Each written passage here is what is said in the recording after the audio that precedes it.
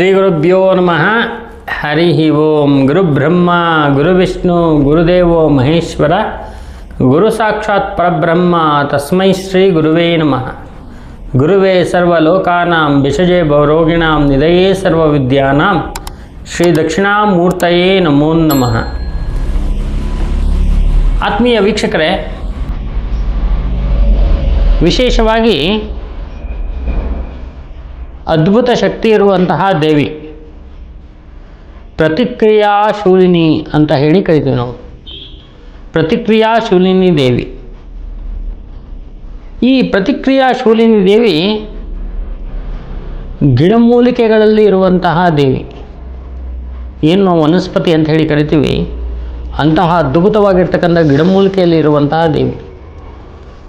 ಇಂತಹ ಒಂದು ಮಹಾಶಕ್ತಿಯ ಒಂದು ಆರಾಧನೆಯಿಂದ ನಮಗೆ ಇರುವಂಥ ಶಾಪಗಳು ಹೋಗುತ್ತೆ, ದೋಷಗಳು ಹೋಗುತ್ತೆ, ಐಶ್ವರ್ಯ ಬರುತ್ತೆ, ಆರೋಗ್ಯ ಬರುತ್ತೆ, ದುಡ್ಡು ಬರುತ್ತೆ, ಮಕ್ಕಳಿಗೆ ವಿದ್ಯೆ ಬರುತ್ತೆ, ಉದ್ಯೋಗ ವ್ಯಾಪಾರ ವ್ಯವಹಾರಗಳಲ್ಲಿ ಇರ್ತಕ್ಕಂಥ ಸಮಸ್ತ ಸಮಸ್ಯೆಗಳು ಹೋಗುತ್ತೆ, ಬರುವಂಥ ದುಡ್ಡು ನಮಗೆ ಕೈಗೂಡುತ್ತೆ ಇರುತ್ತೆ. ಇಂತಹ ಒಂದು ಶಕ್ತಿಯುತವಾಗಿರ್ತಕ್ಕಂಥ ಒಂದು ಪ್ರತಿಕ್ರಿಯಾಶೂಲಿನಿಯ ಒಂದು ಆರಾಧನೆಯನ್ನು ನೀವೆಲ್ಲರೂ ಕೂಡ ಖಂಡಿತವಾಗ್ಲೂ ಮಾಡ್ಬೋದು. ಯಾವ ಥರ ಮಾಡಬೇಕು ಅಂತಕ್ಕಂಥ ಒಂದು ಅದ್ಭುತ ವಿಚಾರವನ್ನು ಇವತ್ತಿನ ದಿವಸ ಈ ಒಂದು ವಿಡಿಯೋದಲ್ಲಿ ಹೇಳ್ತಾ ಇದ್ದೀನಿ. ಈ ದಶಮಹಾವಿದ್ಯಾ ಅನ್ನುವಂತಹ ಬುಕ್ಕಲ್ಲಿ 10 ಜನ ಅದ್ಭುತವಾಗಿರ್ತಕ್ಕಂಥ ದೇವಿಯರ ವಿಚಾರವನ್ನು ಹೇಳಿದ್ದಾರೆ. ಆ ಜೊತೆಗೆ ಶೂಲಿನಿ ದುರ್ಗಾ ಅನ್ನುವಂತಹ ಒಂದು ಕೂಡ ದೇವಿಯ ಕೂಡ ಒಂದು ಇದೆ. ಅದನ್ನು ನಾವು ಪ್ರತಿಕ್ರಿಯಾಶೂಲಿನಿ ಅಂಥೇಳಿ ಕರಿತೀವಿ. ಈ ಪ್ರತಿಕ್ರಿಯಾಶೂಲಿನಿ ಯಾವ ಥರ ಒಂದು ಅನುಕೂಲವನ್ನು ಮಾಡಿಕೊಡ್ತಾಳೆ ಅಂದರೆ, ನಮ್ಮಲ್ಲಿ ಇರುವಂತಹ ಒಂದು ದೋಷಗಳನ್ನಾಗಲಿ ಶಾಪಗಳನ್ನಾಗಲಿ ರಿವರ್ಸ್ ಆಗುವಂತೆ ಮಾಡ್ತಾಳೆ. ಅಂದರೆ ಕ್ಲಿಯರ್ ಮಾಡಿಬಿಡ್ತಾಳೆ, ತೆಗೆದು ಬಿಡ್ತಾಳೆ ಪೂರ್ತಿ.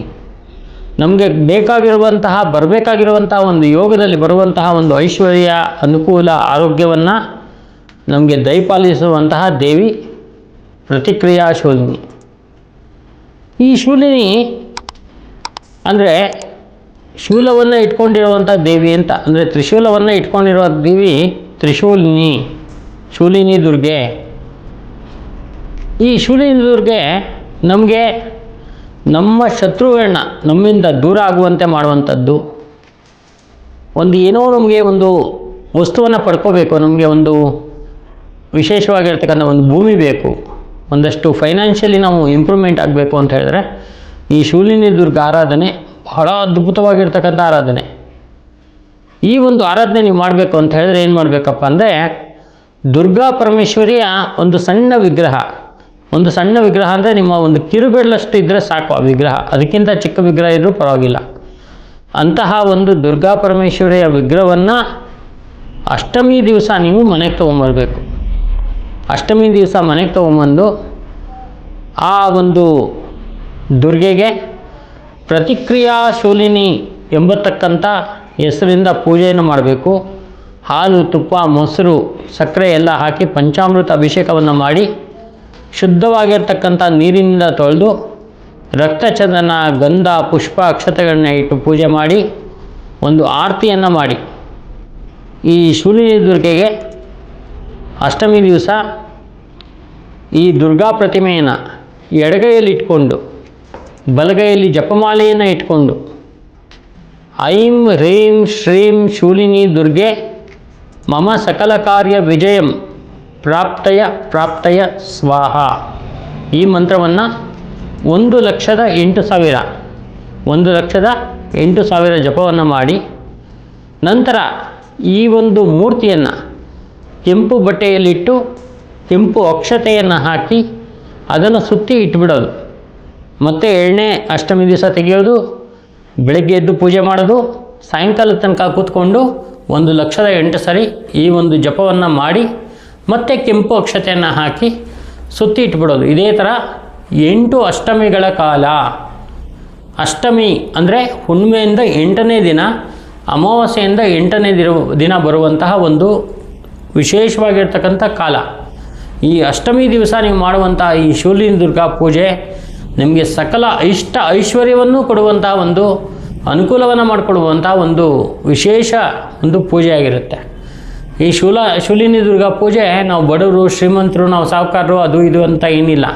ಯಾವುದೇ ಜಾತಿ ಕುಲ ಏನಿದ್ರೂ ಕೂಡ ಯಾರು ಬೇಕಾದರೂ ತಮ್ಮ ಒಂದು ಜೀವನದಲ್ಲಿ ಒಂದು ಅನುಕೂಲವನ್ನು ಪಡ್ಕೋಬೇಕು ಅಂತ ಹೇಳಿದ್ರೆ ಈ ಒಂದು ಪೂಜೆ ಈ ಒಂದು ಮಂತ್ರವನ್ನು ಹೇಳ್ತಾ ಪೂಜೆಯನ್ನು ಮಾಡ್ಕೋಬಹುದು. ಬಹಳ ಅದ್ಭುತವಾಗಿರ್ತಕ್ಕಂಥ ಒಂದು ಫಲ ಅಂತಕ್ಕಂಥ ಸಿಗುತ್ತೆ. ನಮ್ಮಲ್ಲಿ ಶೂಲಿನಿ ದುರ್ಗಾ ಒಂದು ವಿಶೇಷವಾಗಿರ್ತಕ್ಕಂಥ ಪ್ರತಿಕ್ರಿಯಾ ಶೂಲಿನಿ ಅಂತಕ್ಕಂಥ ಒಂದು ಯಂತ್ರ ಸಿಗುತ್ತೆ, ಕೈಯಲ್ಲಿ ಬರೆದಿರ್ತಕ್ಕಂಥ ಯಂತ್ರ. ಆ ಪ್ರತಿಕ್ರಿಯಾ ಶೂಲಿನಿ ಯಂತ್ರ ಯಾರ್ಯಾರು ತೊಗೊಂಡೋಗಿದಾರೋ ಇಲ್ಲಿ ತನಕ ತುಂಬ ಒಳ್ಳೆಯ ರಿಸಲ್ಟ್ ಇದೆ. ಶತ್ರು ನಾಶ, ರೋಗ ಹರಣ, ಶತ್ರುಗಳು ನಾಶ ಆಗಿ ರೋಗಗಳು ಕ್ಲಿಯರ್ ಆಗಿ ಒಳ್ಳೆಯ ಒಂದು ಐಶ್ವರ್ಯ ಆರೋಗ್ಯ ಬಂದಿರತಕ್ಕಂಥದ್ದಿದೆ. ಅಂತಹ ಪ್ರತಿಕ್ರಿಯಾ ಶೂಲಿನಿ ಯಂತ್ರವನ್ನು ಕೂಡ ನೀವು ತಗೊಂಡು ಮನೇಲಿ ಇಟ್ಕೊಂಡು ಪೂಜೆಯನ್ನು ಮಾಡ್ಬೋದು. ಬಹಳ ಅದ್ಭುತವಾಗಿರ್ತಕ್ಕಂಥ ದೇವಿಯಾಗಿರ್ತಾಳೆ. ನಿಮಗೆ ಈ ಒಂದು ವಿಚಾರದಲ್ಲಿ ಇನ್ನೂ ಏನಾದರೂ ಒಂದು ಸಲಹೆ ಬೇಕು, ಸೂಚನೆ ಬೇಕು, ಅಥವಾ ಯಂತ್ರವನ್ನು ನಾವು ತಗೋಬೇಕು ಅನ್ನೋಂಗಿದ್ರೆ ನಮ್ಮನ್ನು ಸಂಪರ್ಕ ಮಾಡಿ ಸಂಪೂರ್ಣವಾಗಿರ್ತಕ್ಕಂಥ ವಿವರವನ್ನು ಕೊಡ್ತೀವಿ. ನಮಸ್ಕಾರ.